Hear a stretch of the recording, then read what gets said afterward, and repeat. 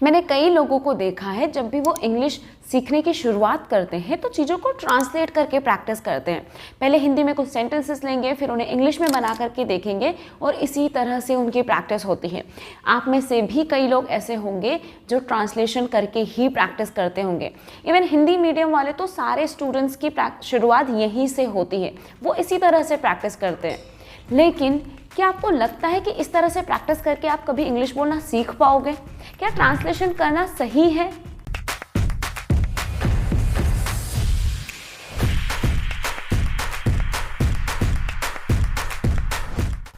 Hey everyone, my name is Tina. Welcome back to my channel.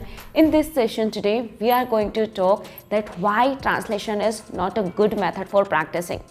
After then, we'll see that how can we get rid of this habit of translation. Meanwhile, we'll see that what we should do for practicing instead of translation. So be with me till the end of this session and enjoy the process of learning. अगर आपने अभी तक channel को subscribe नहीं किया है then please do subscribe to the channel. Video को like कर दीजिए, अपने फ्रेंड्स के साथ में शेयर कर दीजिए और अगर आपको कुछ भी डाउट आता है या फिर आप कुछ सजेस्ट करना चाहते हो then please let me know in the comment box. So without any further ado let's begin the session now. बहुत ही ईजी लगता है जब भी कोई हमें एक स्ट्रक्चर समझा देता है और हमें बता देता है, जैसे मैंने बोला आपको कि प्रेजेंट सिंपल है, उसका स्ट्रक्चर होता है सब्जेक्ट, वर्ब और ऑब्जेक्ट और उसकी पहचान बता दी जाती है कि इसकी पहचान होती है जब भी सेंटेंस के लास्ट में ता है, ती है, ते है, ऐसे कुछ वर्ड्स आ रहे हो तो वहाँ पर आप प्रेजेंट सिंपल का यूज़ करते हो, राइट। अब जैसे ही आपके सामने एक सेंटेंस आया, आपने एक सेंटेंस लिया कि वह स्कूल जाता है ता है आ गया, इट मीन्स कि यहाँ पर प्रेजेंट सिंपल लगाना है, राइट। आपने सेंटेंस बना दिया that he goes to school, sentence correct भी है। आप प्रैक्टिस इसी तरह से करते हो और सारे सेंटेंसेस ले लेते हो यहाँ पर कि प्रेजेंट सिंपल के जिसमें भी लास्ट में ता है, ती है आ रहा है।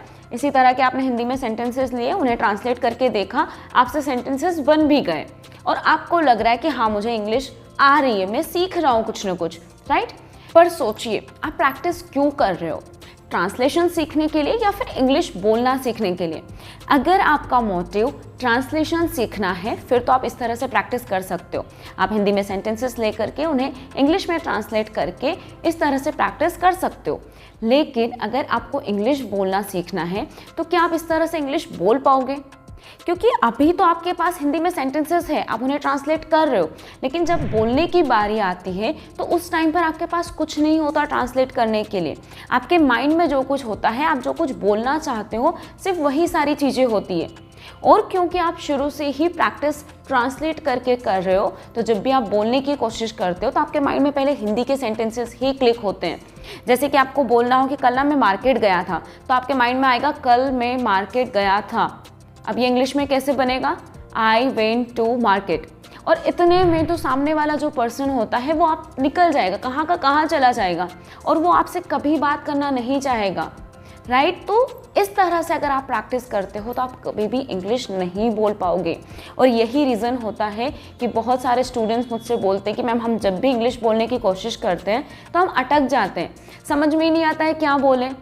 क्यों? क्योंकि उनके माइंड में हिंदी के सेंटेंसेस ही पहले आते हैं, फिर वो उन्हें इंग्लिश में ट्रांसलेट करते हैं और फिर बोलने की कोशिश करते हैं और इसी वजह से वो अटक जाते हैं बोलते टाइम। इसीलिए मैं हमेशा बोलती हूँ कि ट्रांसलेशन करके सिर्फ आपको ट्रांसलेशन आएगा, आप इंग्लिश बोलना कभी नहीं सीख पाओगे। And that is the reason that translation is not a good method for practicing. Now let's understand that how can we get rid of this habit of translation and what we should do for practicing instead of translation. First of all, you have to forget everything, whatever you have learned so far through translation. जो भी कुछ आपने अभी तक सीखा है translation के through, उन सारी ही चीज़ों को आपको भूलना पड़ेगा। ट्रांसलेशन के थ्रू या फिर ट्रांसलेट करने के लिए जो भी कुछ आपने सीखा है, टेंसेस जितने भी आपने सीखे हैं गलत मेथड से सीखे हैं कि उनकी पहचान ये होती है, उनका स्ट्रक्चर ये होता है, इस तरह से हमें कुछ भी नहीं सीखना है। जितनी भी सारी चीज़ें आपने सीखी उनकी हिंदी में पहचान करके ही कहीं ना कहीं सीखा है, तभी जा करके आप ट्रांसलेट कर रहे हो, राइट। देखो अगर मेरे पास जैसे कि मैंने मान लो कि एक बोतल है, उसमें पहले से ही गंदा पानी भरा हुआ है थोड़ा सा, और उसमें अगर मैं कितना ही साफ़ पानी डालने की कोशिश करूं, कितना ही साफ़ पानी डाल दूं, वो पानी कभी भी साफ़ नहीं रहेगा बोतल के अंदर। जब तक कि मैं उस गंदे पानी को उसमें से खाली ना कर दूं, और अगर फिर उसके बाद मैं उसमें साफ़ पानी डालूंगी तो वो पानी साफ़ ही रहेगा। तो उसी तरह से आपके माइंड में भी जो ये ट्रांसलेशन का कचरा भरा हुआ है, आपको उसे खाली करना पड़ेगा, अपने माइंड को बिल्कुल ही फ्री करना पड़ेगा, तब जाकर के आप उसमें नई चीज़ें डाल सकते हो। ट्रांसलेशन हम बचपन से ही करते हुए आ रहे हैं और बहुत ही गंदी आदत है हमारी ये ट्रांसलेशन की। जब भी हम कुछ भी सीखने की कोशिश करते हैं, सबसे पहले माइंड में ट्रांसलेशन ही क्लिक होता है, और शुरुआत में इनिशियली आपको ये प्रॉब्लम आएगी कि जब भी आप कुछ सीखने की कोशिश करोगे तो ट्रांसलेशन आएगा, लेकिन आपको इसको साइड में हटाना है और इंग्लिश को अपनी एक हैबिट बनाना है, इंग्लिश को अपनी लाइफ में लेकर के आना है। इंग्लिश के साथ में आपको फैमिलियर होना है। कैसे हो सकते हो? रीड करके, लिसनिंग के थ्रू। जितना ज़्यादा आप इंग्लिश को सुनोगे, जितना ज़्यादा आप रीड करोगे, उतना ही ज़्यादा आप इसके साथ में फैमिलियर हो पाओगे, राइट। तो चीज़ों को हिंदी से इंग्लिश में ट्रांसलेट नहीं करना है, बल्कि डायरेक्टली हमें इंग्लिश को ही पढ़ना है, इंग्लिश को ही सुनना है। और जैसे आप अभी तक क्या करते हुए आ रहे थे, आपने हिंदी में एक सेंटेंस लिया, उसको इंग्लिश में बनाया, राइट। जैसे मैंने बोला कि मेरी मम्मा खाना बना रही है, ठीक है, आपने इसको कॉपी पेन पर लिखा, मेरी मम्मा खाना बना रही है, उसको आपने इंग्लिश में ट्रांसलेट किया, क्योंकि रहा है, रही है आ रहा है लास्ट में, यानी कि यहाँ पर प्रेजेंट कंटिन्यूअस आएगा। तो my mom is cooking food. अब इस टेंस को आपको इस तरह से नहीं सीखना है, आपको समझना है कि प्रेजेंट कंटिन्यूअस का यूज़ हम कहाँ पर करते हैं। इसका हम यूज़ करते हैं जब भी आप किसी ऑनगोइंग एक्शन को बताते हो। फिर क्यों आपको पहचान देखनी है कि रहा है, रही आ गया तो आपने प्रेजेंट कंटिन्यूअस का यूज़ कर दिया। आपने देखा कि अच्छा कोई काम चल रहा है, अभी हो रहा है, इट मीन्स कि क्या है, एक्शन ऑनगोइंग है। अब यहाँ पर आपको वर्ब के आईएनजी फॉर्म का यूज़ करना है, दैट्स इट। तो ट्रांसलेट करने की बजाय, हिंदी में सेंटेंस लेने की बजाय आपको डायरेक्टली देखना है, जो कुछ भी आपको दिख रहा है सामने, आपको उसे इंग्लिश में बना देना है। जैसे कि आपने देखा कि आपके पापा न्यूज़पेपर पढ़ रहे हैं, ठीक है, आपने उन्हें देखा, आपने बता दिया that my father is reading newspaper, my father is reading a newspaper, right. आपने देखा आपकी मम्मा खाना बना रही है, आपने बोला my mom is cooking food. आप क्या कर रहे हो? आप खेल रहे हो, सो आई एम प्लेइंग। आपके भाई बहन क्या कर रहे हैं? वो लोग टीवी देख रहे हैं, so my siblings are watching TV. आपने देखा उनको करते हुए और आपने डायरेक्टली बोल दिया। अब यहाँ पर क्या हो रहा है ना, प्रैक्टिकली प्रैक्टिस कर रहे हो, अपनी लाइफ में चीज़ों को इन्वॉल्व कर रहे हो। और जब आप कॉपी पेन पर प्रैक्टिस करते हो सेंटेंसेस ले करके, तो वो आपकी लाइफ से कभी रिलेट नहीं करते हैं, वहाँ पर आप सिर्फ ट्रांसलेशन करते हो, राइट। तो यहाँ पर इस तरह से अगर आप प्रैक्टिस करोगे तो धीरे धीरे आपकी जो ये ट्रांसलेशन वाली हैबिट है ये दूर होती चली जाएगी और आप इंग्लिश को अपनी लाइफ में इन्वॉल्व कर पाओगे। आप पूरी तरह से वो एनवायरनमेंट क्रिएट कर पाओगे जिसकी आपको ज़रूरत है, राइट। तो ट्रांसलेशन ना करते हुए आपको प्रैक्टिकली प्रैक्टिस करना है। जो कुछ भी आपके सामने दिख रहा है, जो आपकी लाइफ में रेगुलर होता है, उन्हीं चीज़ों को बताना है, राइट। टेंसेस बहुत ज़रूरी है इंग्लिश के अंदर।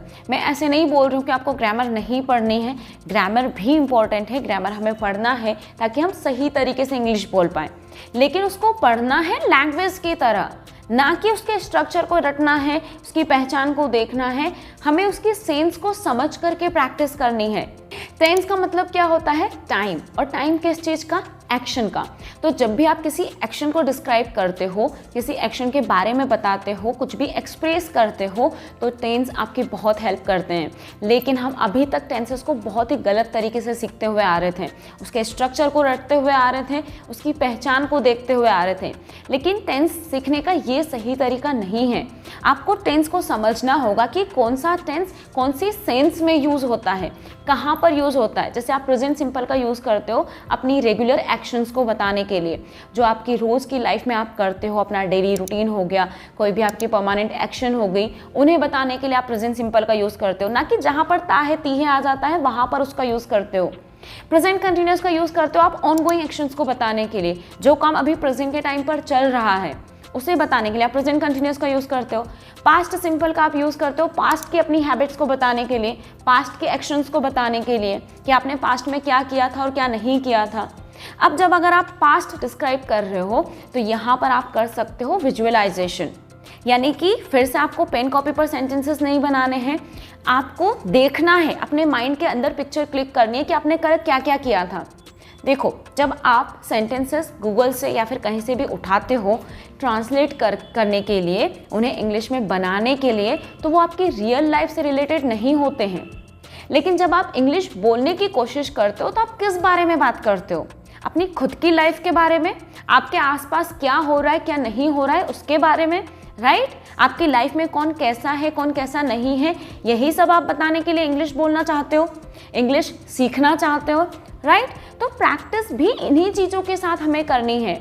जब आप कहीं और से सेंटेंसेस लेते हो तो वो तो आपकी लाइफ से दूर दूर तक कहीं रिलेट नहीं करते, तो फिर आप वहाँ से प्रैक्टिस क्यों करते हो? और यही रीज़न होता है कि आप प्रैक्टिस के टाइम पर तो आपसे हो जाता है, सेंटेंसेस इंग्लिश में बन जाते हैं, लेकिन जब बोलने की बारी आती है तो आप नहीं बोल पाते हो। क्यों? क्योंकि आपने सेंटेंसेस जो बना करके देखे थे वो आपकी लाइफ से कहीं तक रिलेट नहीं करते, राइट? तो आपकी लाइफ में क्या हो रहा है क्या नहीं हो रहा है, क्या हुआ था क्या होगा, यही हमें सब कुछ बताना है।